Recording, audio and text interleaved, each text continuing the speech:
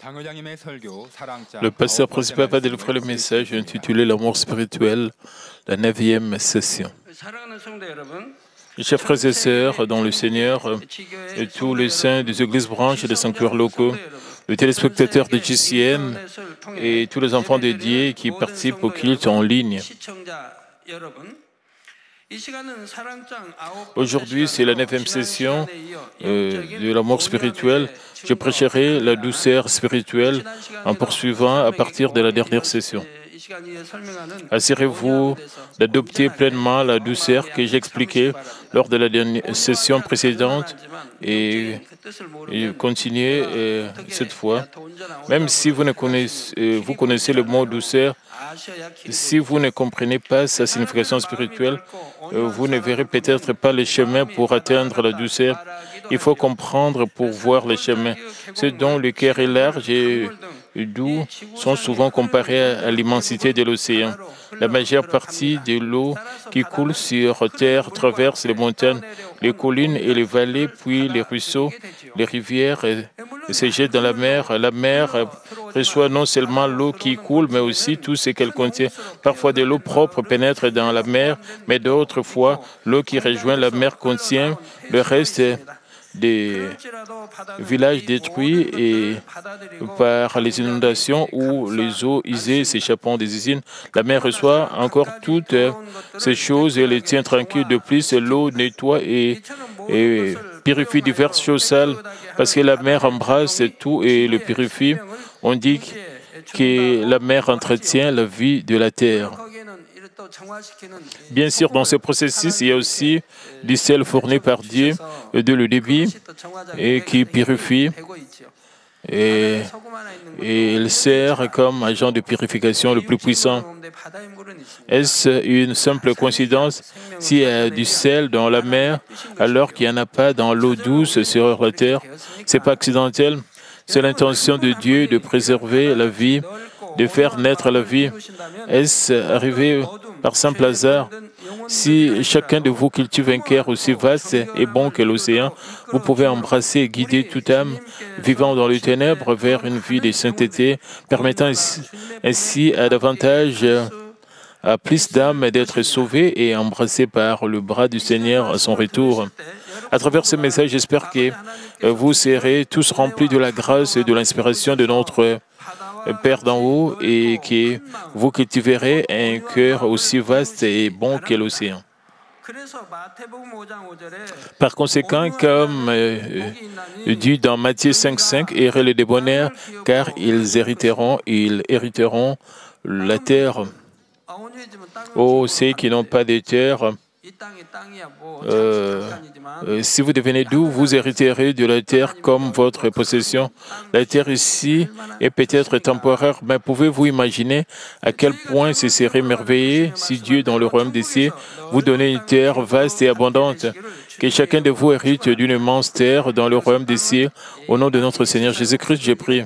Ici, le terme terre ne fait pas référence aux terres de la planète qui vont disparaître. Cela signifie la terre qui sera donnée au ciel. Chers frères et sœurs en Christ, lors de la dernière session, j'expliquais la douceur comme l'un des concepts de l'amour. Avec un cœur bon, vous pouvez embrasser tout le monde et de nombreuses personnes peuvent reposer dans votre cœur. En d'autres termes, un tel cœur est comme du coton moelleux ou l'ombre rafraîchissante d'un arbre. Vous devez vous rappeler que celui qui est si innocent et humble qu'il se contente de rire en toutes circonstances n'est pas spirituellement bon.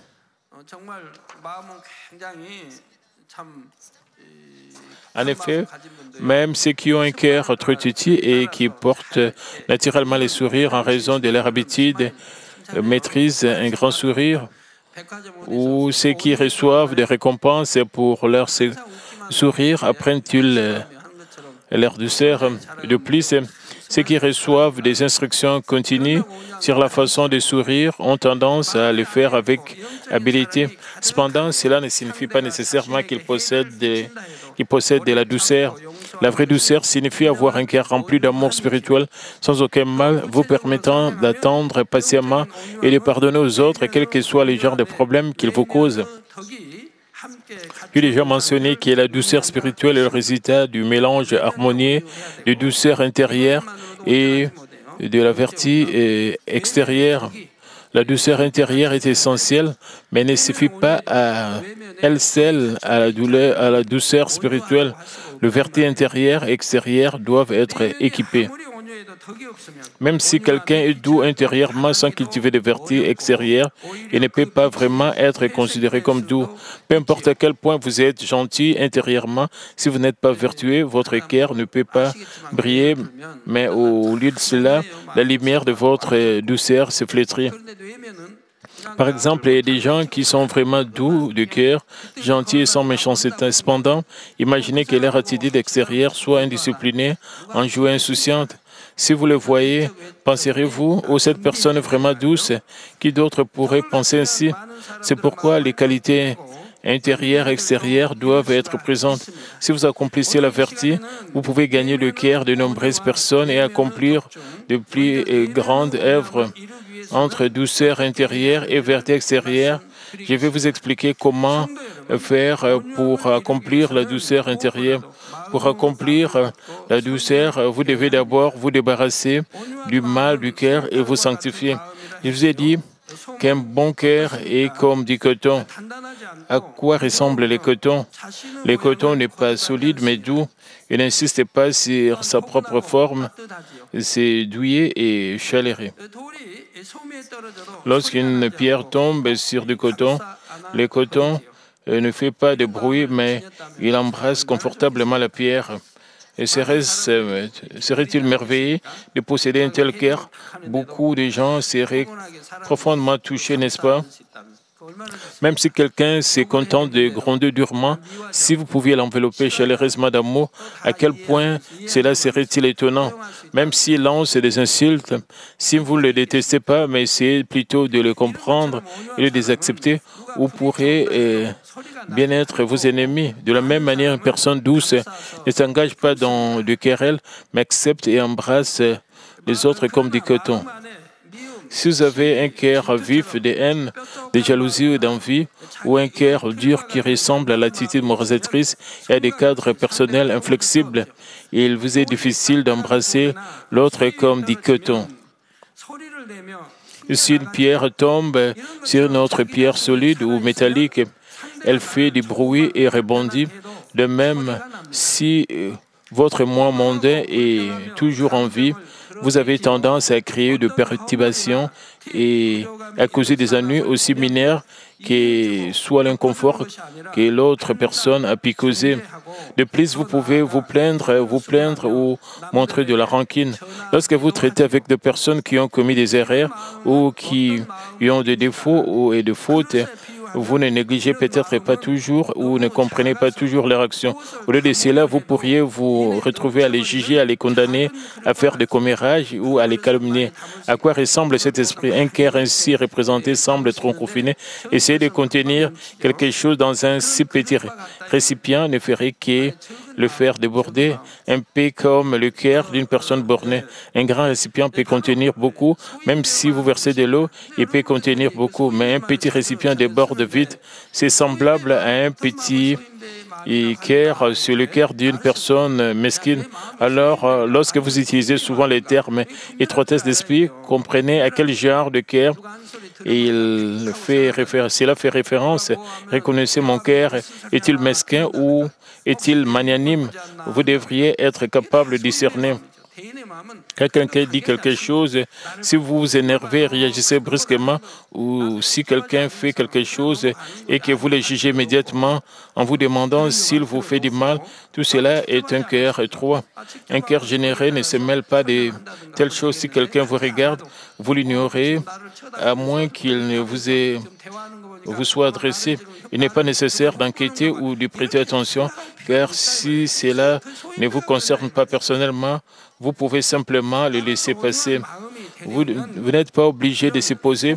Ils doivent nourrir de mauvaises intentions lorsqu'ils vous regardent pendant qu'ils parlent. De telles pensées ne sont pas nécessaires. C'est ce que signifie avoir un cœur généreux. Pour cultiver un cœur bon, il faut se débarrasser des traits d'une personne étroite d'esprit. Lorsque vous les avez complètement rejetés, vous pouvez embrasser toutes sortes d'âmes et être sanctifié et avoir le cœur pur sont des conditions fondamentales de la douceur. La raison en est que lorsqu'il n'y a pas de mal, vous pouvez chérir les autres dans votre cœur et vous pouvez le voir à travers la bonté et l'amour. Un homme au cœur bon regarde les autres et les attend avec un cœur de compassion et de miséricorde. Et si vous abritez le mal dans votre cœur et manquez d'amour, vous risquez de juger et de condamner les autres. De plus, vous rendez le mal par le mal. Mais Dieu le Père est plus doux que quiconque. Maintenant, à quoi ressemble son cœur? Jérémie 29, 11 dit « Car j'ai connu le projet que j'ai formé sur vous, dit l'Éternel, projet de paix et non de malheur, afin de vous donner un avenir et de l'espérance. » Cette parole a été donnée à Israël lorsque le royaume de Judée ne vivait pas selon la parole de Dieu, a commis de graves péchés et a été détruit par Babylone, et le peuple d'Israël a été émené en captivité. C'est le cœur de notre Père Dieu qui veut donner à ses enfants la vie, la paix et l'espoir, même s'ils vivent dans le péché. Il règne surtout avec justice, mais le cœur originel de notre Père est l'amour. À travers le passage des psaumes 103, 8 à 14, j'espère que vous ressentez le cœur et l'amour de notre Père Dieu pour ses enfants, nous les êtres humains. L'Éternel est miséricordieux et compatissant, lent à la colère et riche en bonté.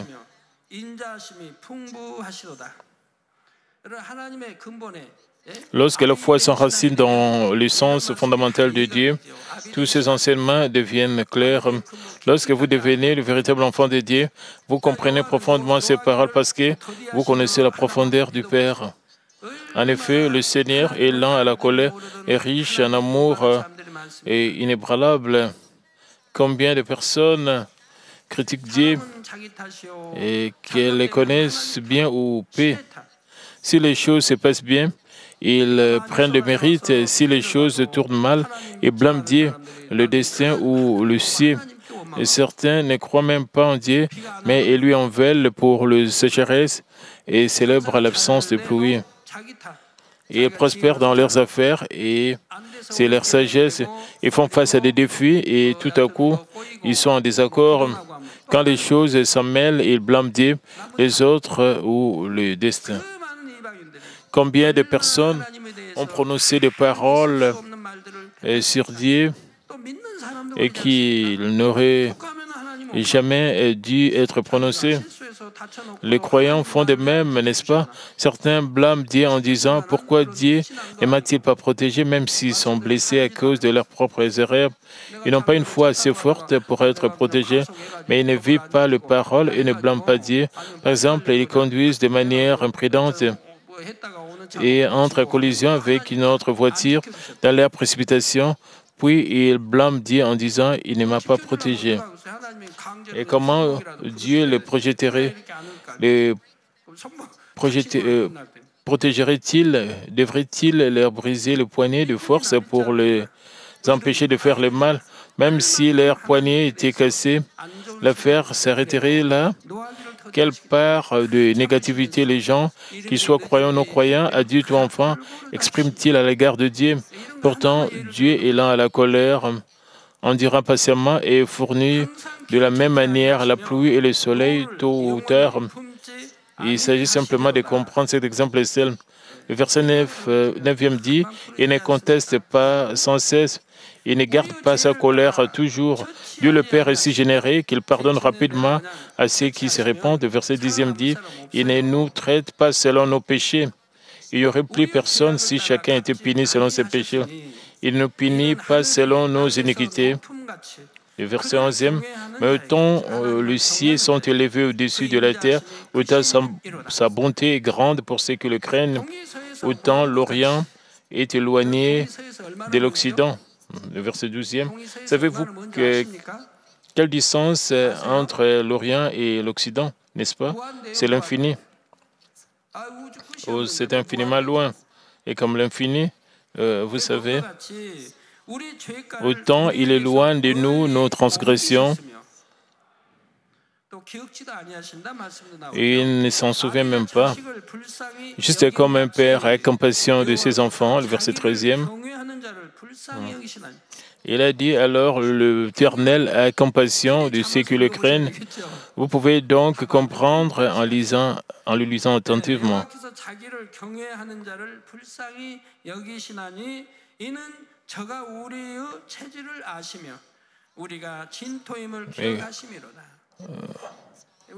Car Dieu lui-même connaît notre cadre. Il est conscient que nous ne sommes que poussière. Dieu le Père connaît bien notre tempérament. Parfois, nous prenons des résolutions fermes, mais que se passe-t-il demain ou quelques jours plus tard? Combien d'entre nous finissent par briser ce que nous prévoyons et nos résolutions? Quelqu'un pourrait dire, j'ai passé une bonne journée aujourd'hui, rencontre-nous et célébrons, ou évacuons un peu le stress, ou peut-être signons le contrat ce soir.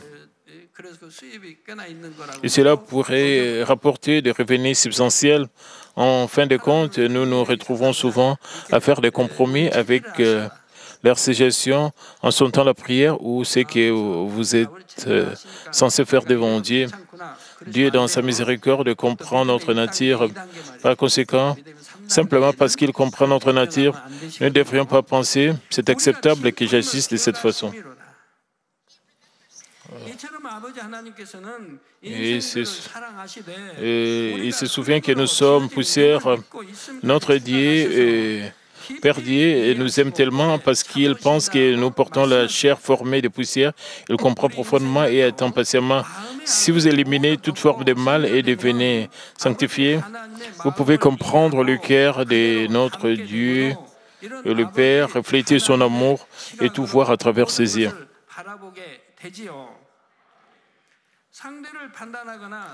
Ensuite, vous n'aurez aucune envie de juger et de condamner les autres dans votre cœur, mais vous essayerez plutôt de comprendre les autres et de vivre dans l'amour et la bonté et de suivre l'opinion des autres.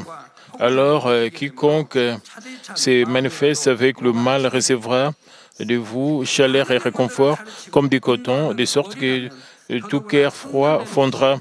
Être sanctifié est plus important pour le leader d'Église qui enseigne à de nombreuses âmes. Si le moindre mal, y compris l'attitude mosatrice et les cadres personnels persistent, des pensées charnelles suivront et vous ne parviendrez pas à discerner les conditions des âmes. Vous ne pourrez pas guider les âmes vers de verts pâturages et des eaux paisibles comme notre bon berger, le Seigneur. C'est parce que vous ne parvenez pas à discerner exactement la volonté de notre Dieu le Père. Peut-être que vous finissez par conduire les âmes sur le chemin de la justice par vos propres pensées. Cela peut sembler bon à vos propres yeux, mais ce n'est pas considéré comme bon aux yeux de Dieu. Ce n'est que lorsque vous êtes complètement sanctifié, que vous n'avez aucun mal, que vous pouvez être complètement guidé par le Saint-Esprit et à votre tour être capable de guider les âmes vers la meilleure voie en discernant précisément leurs conditions à 100%. Chers frères et sœurs en Christ, c'est la raison pour laquelle vous devez vous débarrasser de toute forme de mal dans votre cœur et vous sanctifier pour accomplir de cœur de douceur et que vous ne pouvez être considéré comme vraiment gentil par notre Père Dieu que lorsque vous n'avez aucun mal dans votre cœur. Il est très important que votre douceur soit reconnue par notre Dieu le Père. Lorsque vous n'êtes pas parfait, vous pouvez former le cadre de vérité avec le message prêché en pensant que ceci et cela sont les normes de la douceur. Laissez-moi vous parler du chapitre 12 de Nombre. Ce chapitre vous aide à comprendre que la norme humaine de douceur est différente de la norme divine. Dans ce chapitre, les frères de Moïse, Aaron et sa sœur Myriam ont réprimandé Moïse parce que ses actes n'étaient pas d'accord avec leurs propres pensées. Nombre 12, 2 dit, et dire, il désigne Aaron et Myriam, frères et sœurs de Moïse. Est-ce que seulement par Moïse que l'Éternel parle? N'est-ce pas aussi par nous qu'il parle? Et l'Éternel entendit. Peu importe la façon dont nous parlons ici sur terre, Dieu attend tout de plus. S'il attend Moïse, n'écoutera-t-il pas? Aaron et Myriam ont dit que non seulement Moïse, mais qu'eux aussi avaient reçu l'amour de Dieu. Ils considéraient qu'ils étaient en communion avec Dieu et recevaient de l'amour. Ils dirent également qu'il était normal qu'ils réprimandaient Moïse et qu'il leur a dit notre Dieu après les avoir entendus.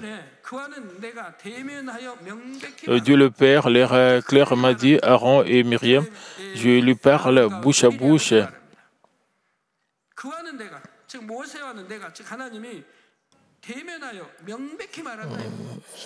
Dieu a dit encore, je lui parle bouche à bouche, je me révèle à lui sans énigme, il voit une représentation de l'Éternel.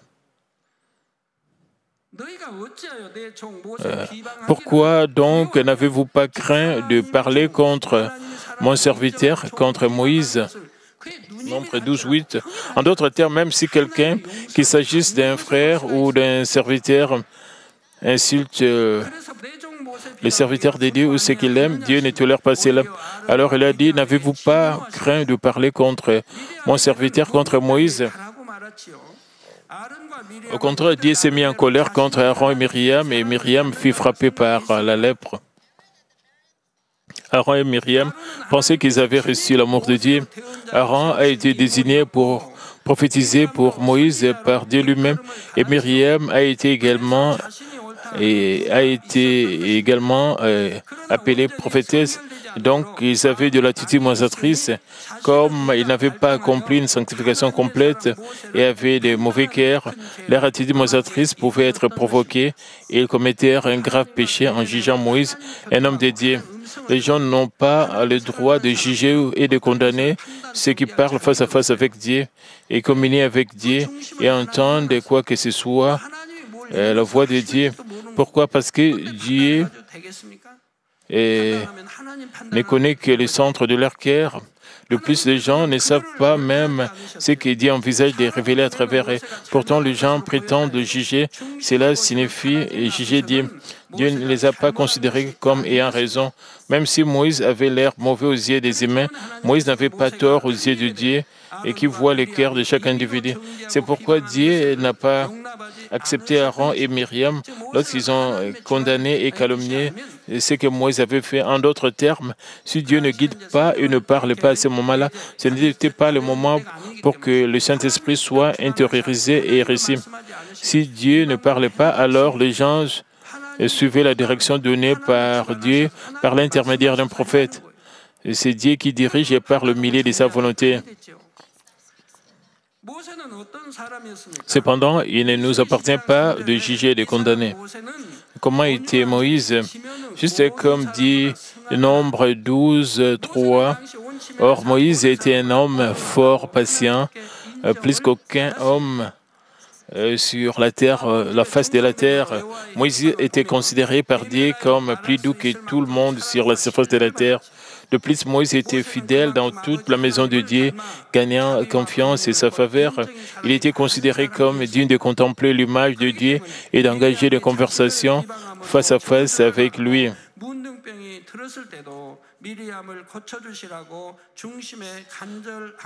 De plus, Moïse a reçu l'amour et la confiance, lui permettant de parler, de rencontrer tous les membres de la maison tout en complétant l'image de Dieu.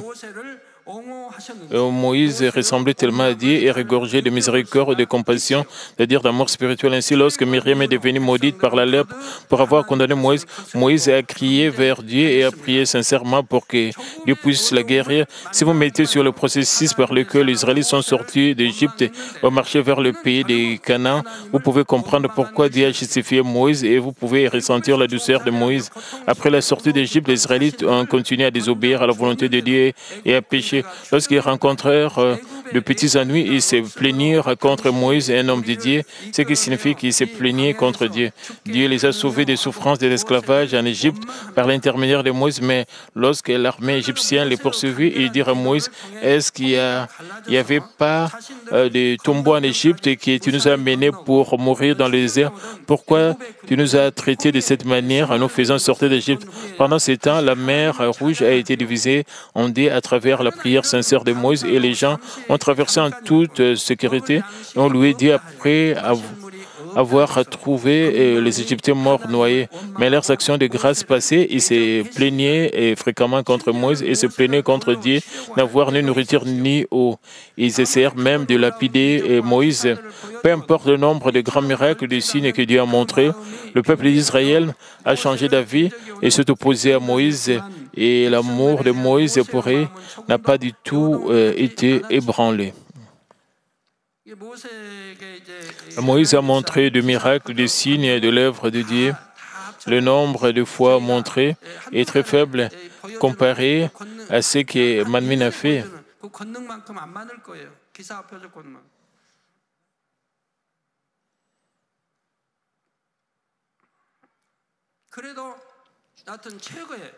Quoi qu'il en soit, Moïse a été le serviteur prééminent de Dieu et qui a montré la puissance de Dieu, bien que nous ayons été témoins de nombreux prodiges inexplicables ici. Il y a encore tant de gens qui ne peuvent pas comprendre ou obéir à la parole de Dieu.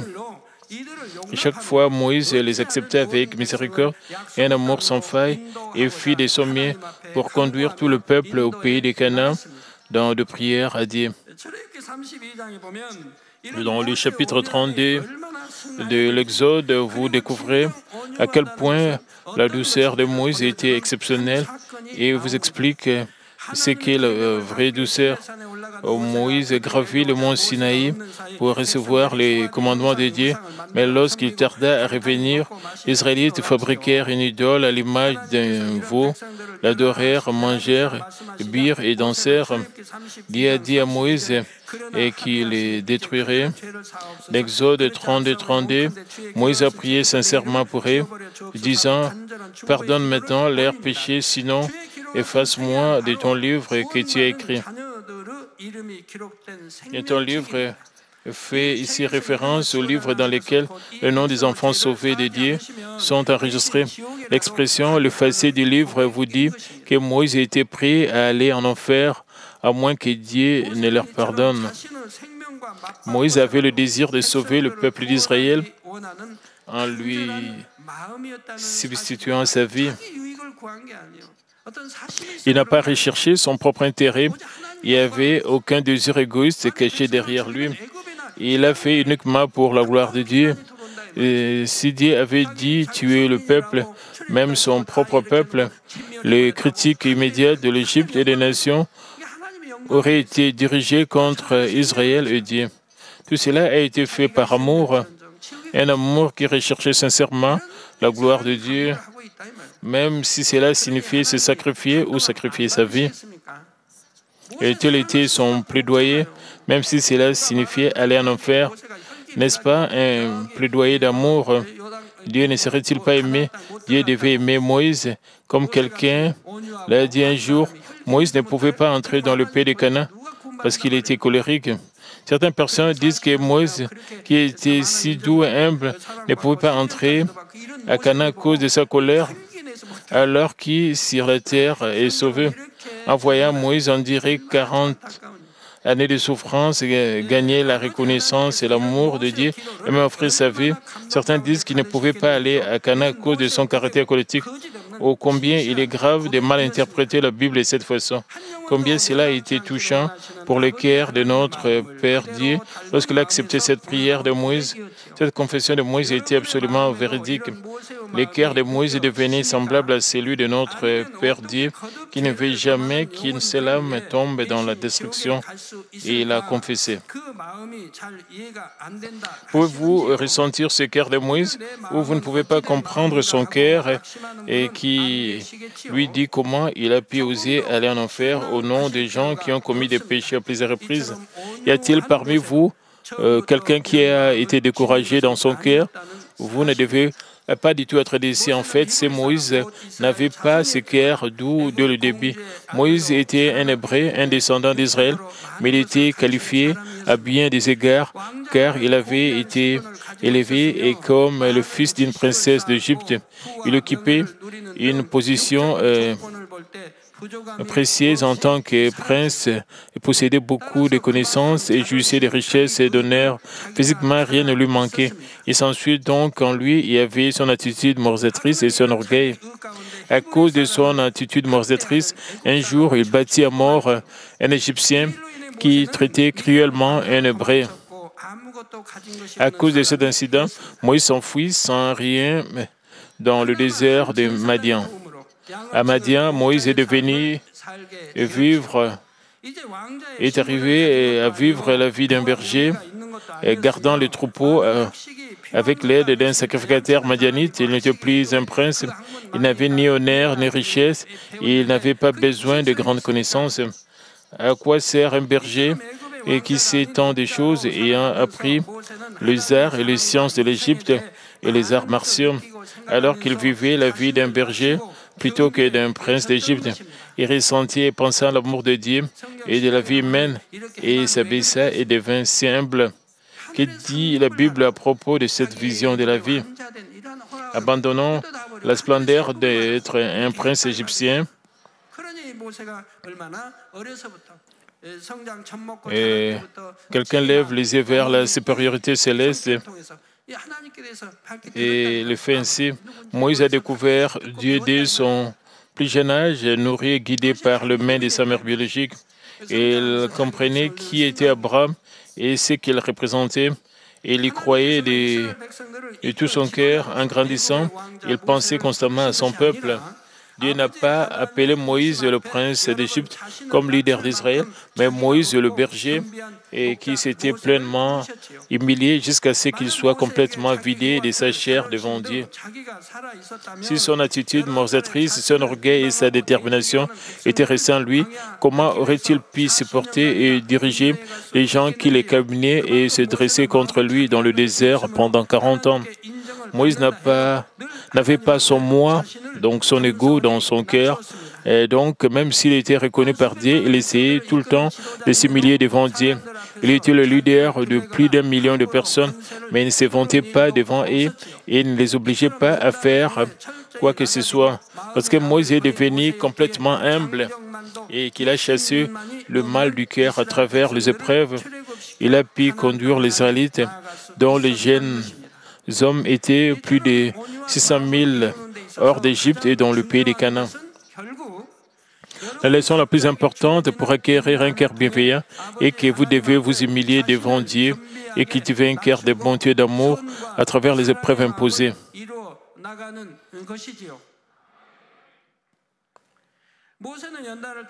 Et puis, plus il devenait humble et vide à travers les épreuves, plus l'amour de Dieu descendait sur lui et plus il pouvait ressembler à Dieu. La mesure de la douceur est différente selon votre humilité aux yeux de Dieu. Et par conséquent, j'aimerais qu'aucun d'entre vous ne pense comme Aaron et Myriam en disant « J'ai tellement cultivé mon cœur dans la vérité » ou se sentir satisfait en disant « J'ai été reconnu par les gens, c'est point ». Et ce n'est rien d'autre que de l'arrogance pure et simple, alors que chacun de vous se débarrasse de toute forme de mal, devienne complètement sanctifié et accomplisse une vraie douceur qui soit agréable à Dieu, Au nom de notre Seigneur Jésus-Christ, je prie. Je vous ai dit que pour accomplir la douceur spirituelle, vous devez non seulement vous sanctifier en rejetant toute forme de mal, mais aussi accomplir la vertu.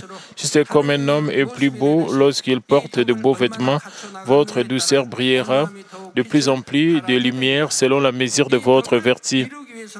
Et la prochaine fois, je vous expliquerai quoi faire pour accomplir la vertu. Chers frères et sœurs, permettez-moi de conclure le message. En marchant sur le chemin d'un serviteur du Seigneur, j'ai pu pleinement ressentir la bonté du cœur de Moïse. J'ai toujours enseigné à beaucoup de gens la parole de vérité et leur montré les œuvres de puissance de Dieu afin qu'ils puissent croire au Dieu vivant, à l'enfer et au ciel. Mais quand j'ai vu certains d'entre eux s'opposer au royaume de Dieu et commettre des péchés qui mènent à la mort, j'ai ressenti le cœur de Moïse.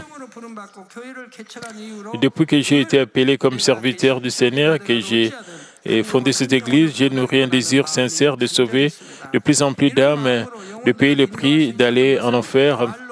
Quand j'ai fait de mon mieux pour vivre selon la parole de Dieu par amour pour Dieu, il m'a donné le cœur disposé et brûlant de donner même ma vie pour les âmes par le véritable amour et non par la peur ou par la force. J'ai vécu pour les âmes plutôt que pour moi à chaque instant, avec la détermination de confesser. Et si je meurs, je meurs. Et en conséquence, Dieu a conduit de nombreuses âmes à devenir ses précieux enfants dignes d'entrer dans la Nouvelle Jérusalem, vers qui son amour est-il digéré? Son amour est pour chacun de vous. Quel genre d'enfant serez-vous devant notre Dieu le Père qui nous embrasse et nous aime avec un cœur aussi large et immense qu'un océan? Je vous exhorte à posséder un cœur large qui n'a aucun mal, mais plein de bonté et d'amour, et à embrasser toutes les âmes avec cet amour. Rappelez-vous toujours cela. Qu'est-ce qui se réfère à ceux qui ont un esprit petit ou un esprit généreux? S'il vous plaît, gardez cette parole de Dieu à l'esprit et réfléchissez à vos actions. Lorsque vous pensez avec un esprit mesquin, appliquez ces enseignements à votre vie, répentez-vous et apportez un changement.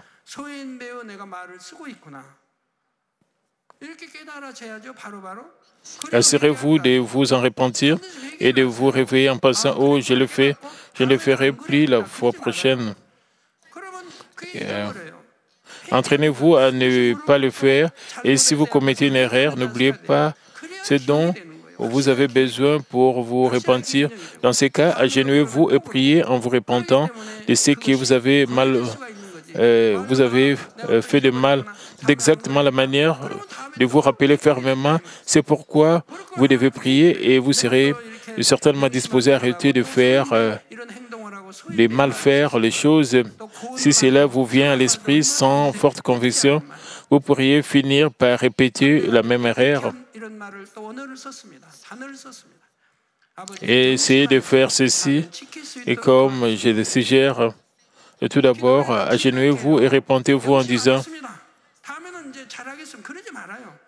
« Père, j'ai encore agi avec un esprit étroit en utilisant le geste et la parole, j'ai blessé les autres en utilisant des paroles que je n'aurais pas dû utiliser. S'il te plaît, aide-moi à garder cette erreur à l'esprit et donne-moi la force de ne plus la répéter. » Il existe une manière sage de prier. Au lieu d'être trop confiant de dire « je ne le ferai pas la fois prochaine » ou « je ferai sûrement mieux ».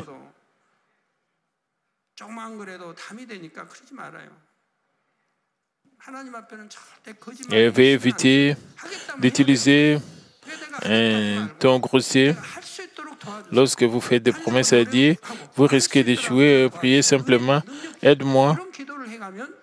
Mais ceux qui ont déjà atteint la sanctification sont exceptionnels. Vous avez dit « je ne ferai pas cela » et finalement vous l'avez fait. Cela signifie que vous mentez à Dieu.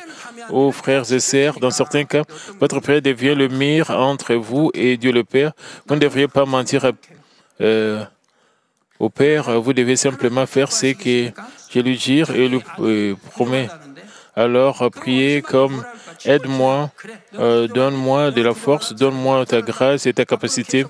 Et Dieu le Père, lorsque vous continuez ainsi dans la prière, vous pouvez faire, c'est pourquoi vous priez. Et il devient naturel que vous fassiez sûrement ce que vous promettez à Dieu. Certaines personnes disent, je ne suis pas qualifié ou je ne me sens pas capable de le faire. Pensez-vous qu'il s'agit d'une attitude humble devant Dieu le Père qui apprécierait la confession? Le diable et Satan dansent et vous encouragent en murmurant, et bon travail, ouais, tu as manqué en tant qu'enfant de Dieu. Tu n'es pas assez capable pour le faire. Vous devez parler avec sagesse, même en un seul mot. Il existe d'innombrables façons d'exprimer le même sentiment sans utiliser l'expression « je manque ». Vous pouvez transmettre l'idée d'être insuffisant sans le dire explicitement. Par exemple, au lieu de dire « Père, fais-moi assez », vous pourriez utiliser une expression plus positive. Plutôt de reconnaître votre lacune, vous pouvez dire « Dieu fait de moi une personne sage et perspicace ». De cette façon, Dieu serait sûrement content que vous puissiez tous conduire autant d'âmes sur le chemin du salut dans le dernier jour et vous asseoir au plus près du trône de Dieu comme ses enfants. Au nom de notre Seigneur Jésus-Christ, j'ai prié. Prions tous concernant ces messages. Père éternel, merci encore pour ce message concernant l'amour spirituel. Permets que nous puissions vraiment cultiver l'amour spirituel en nous, que nous puissions l'accomplir. Père, aide-nous à changer, aide-nous à être humbles, que nous puissions aussi imiter le cœur de Moïse, notre ancêtre de la foi, que nous puissions nous débarrasser de tout ce qui est péché mal, que nous puissions toujours embrasser les autres, comprendre les autres, même quand ils sont dans les erreurs, que nous puissions prier pour eux, pour les gagner pour Christ et pour les aider à aller au ciel. Au nom de notre Seigneur Jésus-Christ, j'en sais prier. Amen. Maintenant, nous allons recevoir la prière du pasteur principal pour le malade. Et si vous êtes malade, posez votre main sur vos parties malades. Si vous n'êtes pas malade, posez votre main sur votre poitrine et recevez cette prière pour le désir de votre cœur. Alléluia, Dieu Tout-Puissant, Dieu d'amour, s'il te plaît, pose ta main sur tous les croyants qui reçoivent cette prière maintenant. Montre tes œuvres transcendant le temps et l'espace, sur tous ceux qui reçoivent cette prière, sur GCN, sur Internet, via satellite, dans les églises branches, dans les sanctuaires locaux et partout sur les enfants de Dieu, partout à travers le monde. Et donne-leur la foi de croire du fond de leur cœur, chasse tout ce qui est pensée négative et doute, chasse tout ce qui est test et épreuve. Le pied jusqu'à la tête, le partie interne, les jointures, le tissu, les cellules, et quel que soit le parti malade, consume-les avec le feu du Saint-Esprit et avec la lumière originelle. Au nom de Jésus-Christ, j'ordonne à l'ennemi diable et Satan, et toutes sortes de maladies, germes, virus, infirmités, et quittez-les, que la lumière brille. Et s'il te plaît, consume toutes leurs maladies en phase terminale et les maladies incurables avec le feu du Saint-Esprit. Chasse toutes les maladies endémiques, y compris la malaria. Toutes les maladies contagieuses telles que le rhume, la grippe et la fièvre, quittez-les. Protège-les de toutes sortes de germes et de virus. Guéris-les des cancers d'estomac, des poumons, des seins, d'intestin, sida, leucémie, apoplexie cérébrale, hypertension, hypotension, diabète, problèmes de thyroïde, de cœur, de poumons, maladies des femmes et toutes sortes d'inflammations. Quittez-les.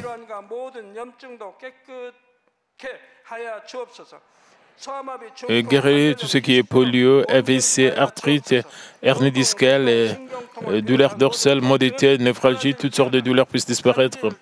Épilepsie, autisme, dépression, névrose, autres maladies mentales, quittez-les. Toutes sortes de paralysies soient guéries, que les paralytiques s'élèvent et marchent, que les oreilles puissent bien entendre, que les aveugles voient, que les muets parlent et que les sourds entendent. Guérir les effets secondaires de toutes sortes d'accidents et guérir leurs os fracturés. Restaure tout ce qui est brûlé et permet que la sensation de chaleur puisse disparaître, Père, et permet qu'il n'y ait pas de cicatrices qui restent. Et soyez purifiés de toute dépendance à la drogue, à l'empoisonnement et aux mauvaises substances. Que les tissus morts, les cellules mortes soient régénérées. Ramène les morts à la vie. Donne à tes enfants la bénédiction de la conception. Recevez la bénédiction de la conception. Au nom de Jésus-Christ, j'ordonne à l'ennemi, diable et Satan, les principautés de la puissance de l'air, les mauvaises forces dans le lit céleste et leurs serviteurs, quittez-les.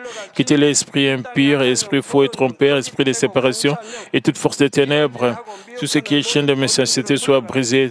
Ténèbres, quittez-les. et la lumière brille. Et Père Dieu, donne à tes enfants la force de se créer dans la prière et la puissance de rejeter le péché pour devenir sanctifiés. Comme leur âme prospère, et permet que tout marche très bien avec eux et que leur famille soit évangélisée. Protège-les de toutes sortes d'accidents et des désastres tout au long de cette semaine et bénis-les pour qu'ils puissent mener une vie prospère sans aucun problème. Avec le fer d'or du Saint-Esprit, l'armée céleste et les anges, et avec tes yeux enflammés, protège tous tes enfants, leurs familles, leurs lieux de travail et leurs affaires. S'il te plaît, permets aux étudiants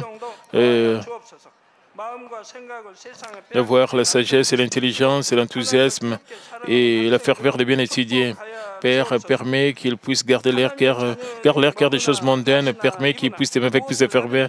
Père, dans tout ce que tes enfants feront, qu'ils mangent ou qu'ils boivent, tout ce qu'ils feront, permet qu'ils puissent le faire pour te glorifier. Qu'ils soient capables de témoigner au sujet de Dieu vivant en disant, j'ai rencontré, expérimenté Dieu, j'ai reçu ses réponses et ses bénédictions. Et Père Dieu, merci. Sois glorifié toi seul. Au nom de notre Seigneur Jésus-Christ, j'ai ainsi prié. Amen.